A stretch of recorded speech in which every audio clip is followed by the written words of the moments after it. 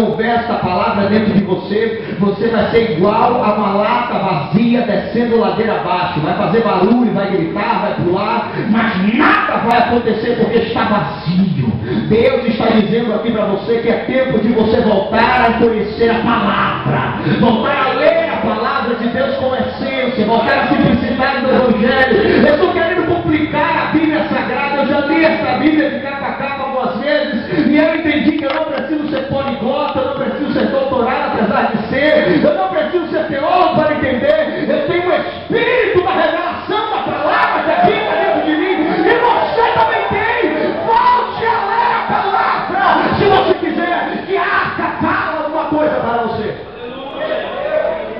O segundo elemento é um elemento mais simplório. Era o maná, diga maná.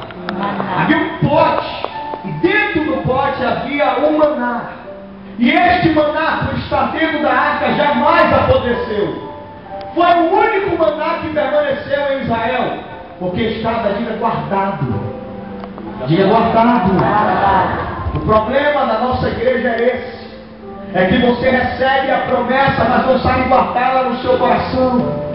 Você recebe um sonho e sai contando para todos que estão ao seu lado. Você não acredita e começa a querer falar com as pessoas para ver se é uma palavra de automotivação para você acreditar. Tem uma palavra de Deus para você. Tudo que você receber de Deus, guarde, porque um dia você vai precisar dela. Aquele maná foi guardado como uma lembrança. A palavra maná só tem um significado. Pode ter teólogo nas igrejas batistas, nas assembleias, a palavra que for.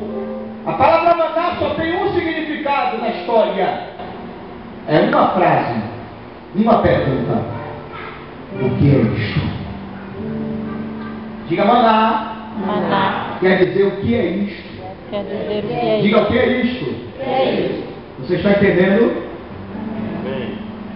Quando eles olharam para o céu e viram que descia do céu pão e que anjos traziam em bandejas, e pessoas começaram a contemplar o sabor daquilo, eles olhavam um para o outro e ficavam se questionando: o que é isso? Eu não sei o que é isso. O que é isso que está descendo do céu? Aí disseram a palavra maná, mas eles não sabiam o que é. Sabe o que eu estou dizendo aqui? É que o meu Deus está mandando eu profetizar que a partir de hoje as pessoas vão olhar para você e vão dizer: o que é isso? O que está acontecendo na vida dele? Porque meu Deus fará o maná aparecer dentro da sua arca. E vou fazer essa palavra aí. E quero receber essa unção por gentileza. Meu amigo de